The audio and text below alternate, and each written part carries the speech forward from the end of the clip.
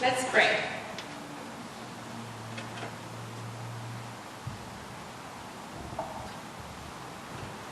Que las palabras de mi boca y las meditaciones de mi corazón sean una ofrenda de olor fragante para ti, nuestro Dios.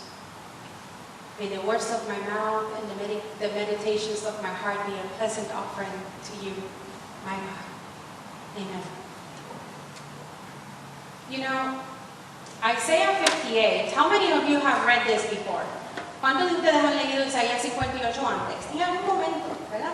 Everybody should say, because you can just say you forgot. ¿Verdad? Voy a decir que se me olvidó también. This is why we have to keep coming to church, right? Por eso es que seguimos viniendo para que podamos recordar todas estas lecciones, so we may internalize all of these lessons. Now, Isaiah 58 is well known for this kind of formula that says, is this not the fast that I want? This is God speaking through the prophet. Es conocido este capítulo por esta línea, esta fórmula que empieza diciendo, ¿acaso no es este el ayuno que yo requiero? Entonces, quiere decir que la palabra del Señor a través del profeta Isaías para el pueblo es algo que no es nuevo para ellos. That means that the message that is coming from God through the prophet Isaiah for the people is not something they didn't know about, right? Because God is asking a rhetorical question. And those of you who have had parents or lived with any adult when you were a kid or have had your own children, cualquiera de ustedes que ha tenido padre o hijo o ha sido padre o tío or you've been an auntie or an uncle, anybody who's been around children. Or let's say everybody who was a child, how about that? Todos los que hemos sido niños o niñas. There was an adult that would always give you these rhetorical questions when you were doing something wrong, right? Siempre hay un adulto que te está dando unos regaños con una oración, lo que le llaman retórica, como que, ¿verdad que yo te lo he dicho? ¿Qué yo te dije? You know the answer, Mom. Why are you asking me, right? Mami sabe la respuesta, ¿para qué me estás preguntando? That's a rhetorical question. You don't have to answer. They know, they told you. No tienes que contestar, ellos saben que te lo dijeron ya. Y me parece a mí que el Señor, a través de Isaías, está como molesto, ¿verdad? It seems to me that God is kind of upset through Isaiah. It's like, I have told you. This is what we say to Magnolia. I have told you 3 times. Entonces le decimos a Magnolia, te lo he dicho 3 veces. And so she tells us, ya te he dicho 3 veces. And so she'll say to us, I have already told you 3 times. I don't know where she got this from. No sé a quién salió. So God is saying, is this not the fast I choose? ¿Acaso no es este el ayuno que yo elijo? Releasing wicked restraints, untying the ropes of yoke. What is a yoke? ¿Qué es un yugo? What is this? Yes. Miriam.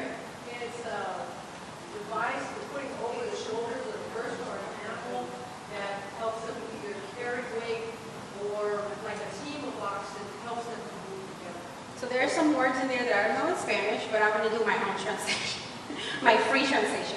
Ella dice más o menos, porque hay una palabra que no la sé, que ella dijo, no la sé en español, pero es como un artefacto, ¿verdad? Que se le pone, ¿para qué? Para que vaya para adelante al mismo sitio, ¿verdad? Que cargue algo o que haga nosotros decimos una zanja, ¿verdad? We're all the same, no matter what language. The hands help us. And like this, and like that. Pastor, get it together. Enfóquese, pastora. So the yoke, I looked it up just in case we didn't know, because we're in California and there's not a lot of oxen around here, right?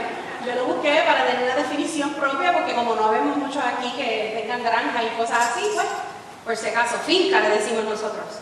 So this is a wooden crosspiece that is fastened over the neck of 2 animals and attached to the plow or carts that they are to pull, right? Ay, se me olvidó ponerlo en español, pero ya ustedes saben lo que es porque me lo dijeron. Dice que esto es un artefacto de madera que se atornilla o se asegura sobre los cuellos de 2 animales y se amarra a un carrito, algún tipo de remolque, para que lleven o arrastren algo, ¿verdad? Translation is wonderful, ¿verdad? Ah, bueno, okay. Now, you know, I'm hoping that they didn't have yokes, actual literal yokes on people. We haven't found any research or evidence of that. So we have, you say yes, we have? Yeah. Oh my God, okay. Well, even better. Well, I mean, worse, but better for this. Oh, right. But I meant like ancient, yeah. But yes, also, to make matters worse and more evident, para explicar y ilustrar este concepto que estoy diciendo, me recuerdan que sí pasó en los tiempos de esclavitud, ¿verdad? Que a las personas le ponían estos yugos encima para ponerlos a que cargaran cosas y para amarrarlos, ¿verdad? And so I'm reminded that not just in Bible times, but during slavery, that's what they did or do some places, right? For people, they put some wooden things on them so they can carry stuff, so they can be abused and just weight it on, right? Both literally and figuratively. So it's not hard to imagine what the prophet is talking about, right? Así que no es difícil imaginarte literalmente lo que está hablando el profeta.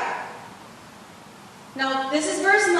I'm trying to not stay because this is one of those passages that you can just keep looking and you find little things in there that would make a long sermon. Right? Que estoy tratando de ir rápido porque este es uno de esos pasajes que tiene muchas cositas que uno sigue buscando y entonces el sermón sería muy largo. And I know you like me, but it's not that, you know, to get carried away. Yo sé que yo les caigo bien, pero no es para tanto. So verse 10 will talk to us about the hungry, right? It says, if you open your heart to the hungry and provide abundantly for those who are afflicted. El verso 10, si te ofreces al hambriento y sacias el deseo del afligido, ¿verdad? Entonces subirá tu oscuridad en las tinieblas y tu oscuridad será como el mediodía. What do we know about hunger? Are there people hungry around you? Do you know? ¿Saben si hay gente con hambruna a su alrededor? ¿Sí? Yeah, we all know somebody. Well, let me tell you, because all it takes is a quick Google and sift through some, sift through some less reputable, sites, find a good site to find some data about this. Lo que hay que hacer es ponerlo en el Google y buscar, ¿verdad? Pasar por las páginas que no son tan confiables. Una que tenga buenas estadísticas se encuentra. I'm going to tell you what I found. Listen, I didn't have to spend an hour looking for these. These are available easily if you want to corroborate my information. Yo no tuve que ponerme a buscar por horas ahí en el internet. Estas cifras están por ahí y las puedes corroborar fácilmente. In 2016, I'm talking just about the United States because we don't have time to talk about the world, right? Solamente por ahorita voy a hablar de Estados Unidos porque no tenemos suficiente tiempo para hablar del resto del mundo. In 2016, 1 in 7 Americans went hungry. That year, just that year. En ese año solamente, en el 2016, 1 de cada 7 americanos vivía en hambruna. How many people are there here? Don't count. There's more than 14, right? Yes, there are.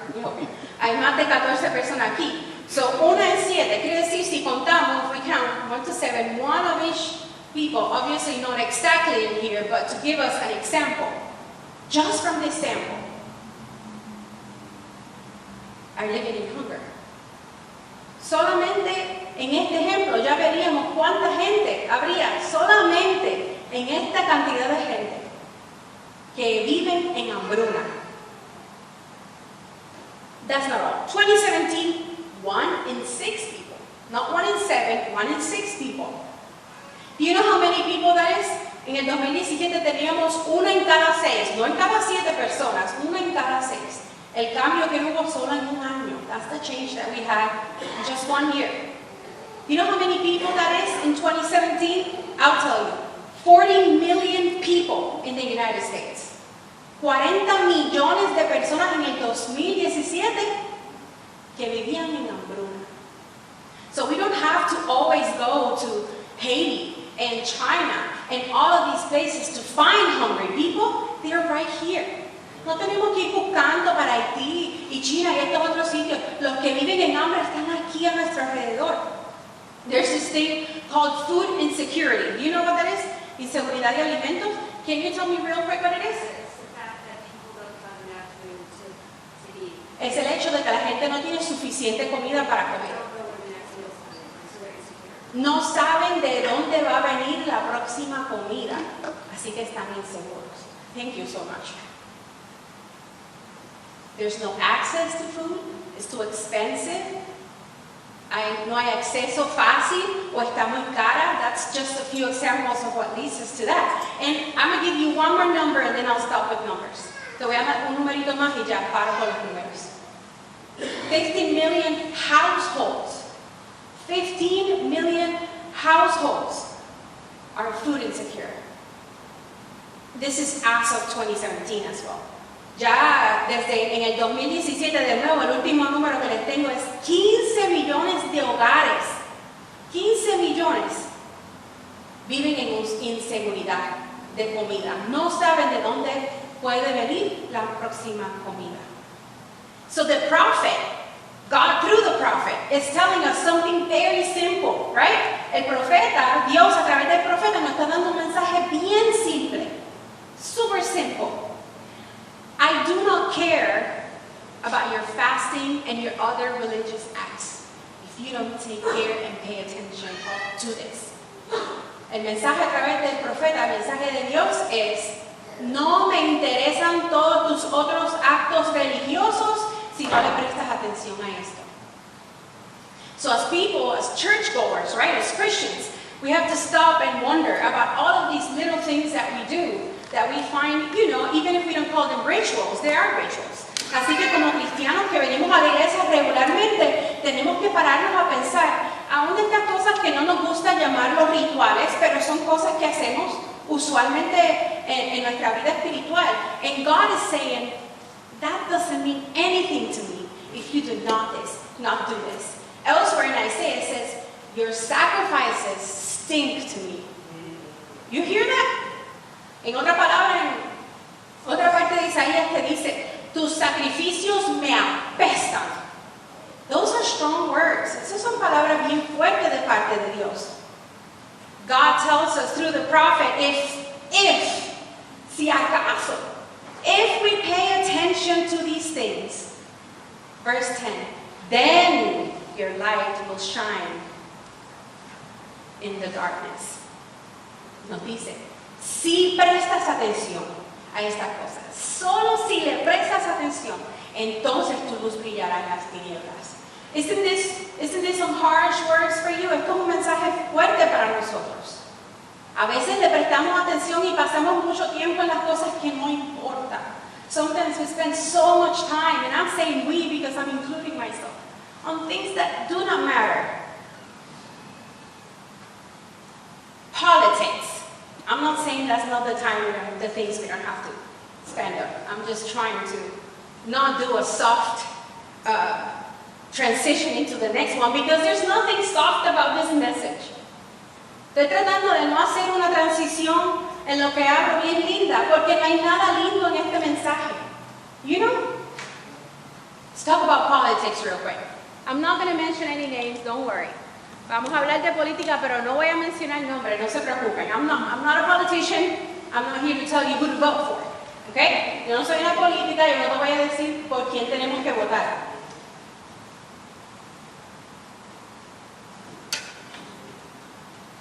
Who are the people who make the rules in our country? ¿Quiénes son las personas que crean y hacen las leyes en nuestro país? Okay, I hear a lot of words, but I have El Congreso. Politicians. Políticos. Politicians, right? There's different, branches. They're politicians, right? Diferentes ramas del gobierno, pero son políticos. The people who lead war, who decide whether there's war or not. Who make the last choice, the actual choice. Who is? A politician. What's up? Oh. I'm not going to talk about age because that's another kind of politics I'm not going to touch this morning. Los políticos, he knows. Los políticos son los que deciden. Hay un político mayor que decide si hay o no hay guerra, ¿verdad? They say go and then we send troops. Ellos dicen go y enviamos las tropas. Politics, even if we don't like them, that's not the point. They're biblical. Aunque a nosotros no nos guste, las políticas están en la Biblia, son bíblicas. Jesus, what do we know about Jesus? He was very political. Jesús hacía muchas cosas que tenían que ver con la política. He challenged things constantly. Retaba las cosas que estaban establecidas. Why was he killed? Because he messed with politics. Por eso es que lo mataron, ¿no? He messed with the people who were in charge. And so he got in trouble. But we like to stay away from it, right? Pero nos gusta mantenernos alejados porque no me gusta discutir. I don't like to argue about these things. And I'm not saying let's argue. I'm saying that in our desire not to argue, we have become ignorant. Lo que estoy diciendo es por nuestro deseo de no involucrarnos en una pelea, nos hemos hecho a nosotros mismos ignorantes. And I'm saying us, I'm saying we, because I am guilty of this. No estoy diciendo ustedes, estoy diciendo nosotros, porque yo hago esto a veces. Because I don't want to deal with people who want to tell me that I'm wrong about the things that I see every day, and discrimination and hurt and poverty. Porque no quiero discutir con la gente que quiere convencerme de que lo que yo estoy viendo no está bien. El hambre y la opresión y todas estas cosas. But the thing is that it is my responsibility as a Christian to pay attention. Because the Bible tells me so. Y lo que pasa es que como cristiana seguidora de Dios, de Jesús, sí tengo que prestar atención. Porque Dios me dice que si no presto atención, no importa mi oración, ni mi ayuno, ni mi ofrenda. God tells me that if I don't pay attention to these things, my offering, my prayers, my fasting mean nothing. And it's not that we're going to come here and I'm going to tell you about the politician you need to vote for. I'm going to tell you what are the kingdom principles. And then when you go home, you do your homework and you say, this doesn't go with that. Oh yeah, this looks like it. Lo digo así porque yo no voy a mencionar nombres de políticos, pero yo les voy a enseñar los principios que yo veo, los principios del reino que yo veo en la Biblia. Y cuando ustedes vayan para su casa, hacen su tarea y chequean. Esto como que no me pega mucho con lo que dice la Biblia. Esto sí. I'm not talking about finding Christian politicians, because that's a whole other mess, right? Listen, right? No estoy hablando de buscar políticos que sean cristianos, eso es otra cosa, otro problema. I'm talking about the things that show this stuff that the Bible talks about. Estoy hablando de las leyes, los proyectos, los principios que muestran de lo que está hablando la Biblia. We can't vote for the right person if we're not paying attention to the yokes amongst us. No podemos votar por la persona apropiada si no estamos pendientes a los yugos alrededor de nosotros. The things that keep me and you and my neighbor and the person in the streets, that keep him looking down, weighed down. Las cosas que mantienen oprimida, que lo tienen apretado, que no pueden mirar para arriba, no son libres. Mi vecino, mi hermana, el que vive en la calle. God tells us, if we don't care, God doesn't care. Si la Biblia nos dice, si a nosotros no nos importa, a Dios no nos importa lo que estamos haciendo. And I want to give you something happier, because I'm a bubbly person sometimes. So I want you to leave here on Sundays, bubbly as well. There's nothing bubbly about this message though. Right? Yo quiero salga de aquí, no sé cómo se dice bubbly, pero así como yo estoy contenta, ¿verdad? Algunas veces. Yo quiero que ustedes salgan de aquí así, con energía. But the thing is that our energy has to come from God, from following God's words, God's principles, as we find them in the Bible. Nuestro gozo viene en seguir las palabras que tenemos al frente de nosotros que vienen de parte de Dios.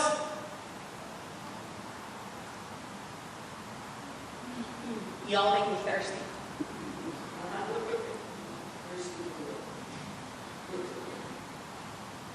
I've heard it a lot. I'm sure you've heard it too.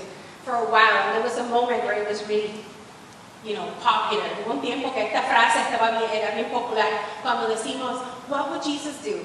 Right? You remember? Que se decía por ahí, ¿qué haría Jesús? And I was thinking about this because, it applies a lot in our lives because we want to be followers and doers. Y si es apropiada muchas veces porque queremos seguir a Jesús. But I don't think that's always enough. Because I think Jesus would vote. Don't you think? Yo creo que Jesús votaría, right? So, the question is not just what would Jesus do. Who would Jesus vote for? ¿Por quién votaría Jesús? You see what I'm saying? This scripture is telling us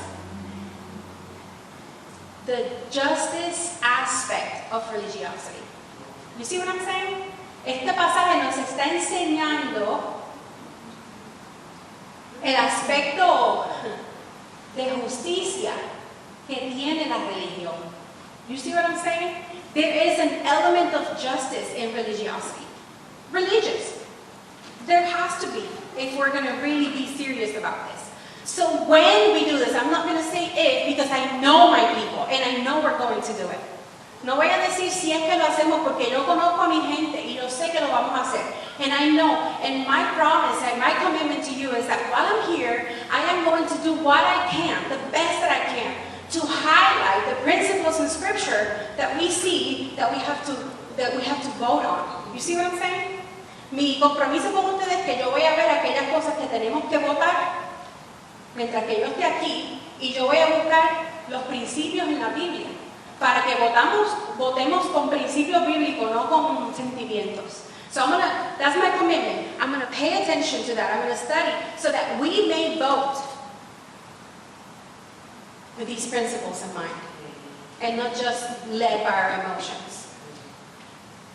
So, as I was saying, not if we do this, but when we do it, como le estaba diciendo.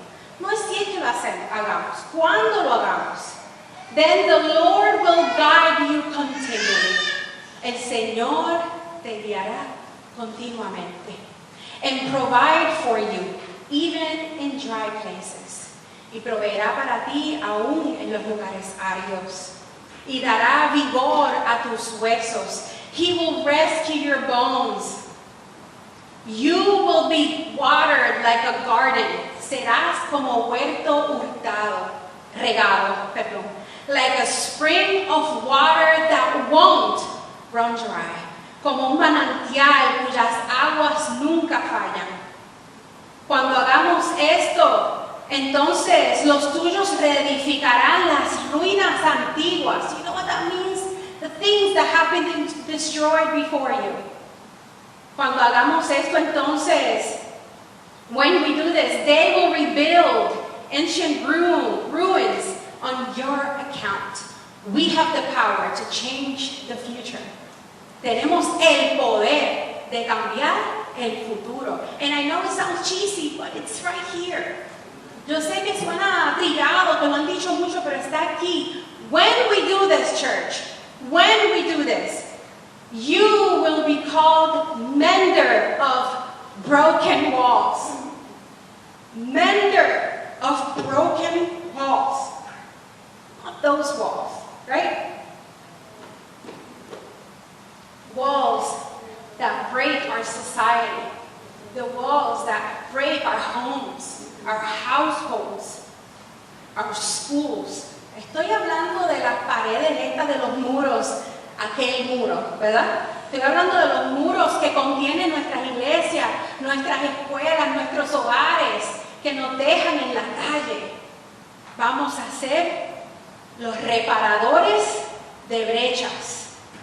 They will call you restorer of livable streets, restaurador de calles donde habitar.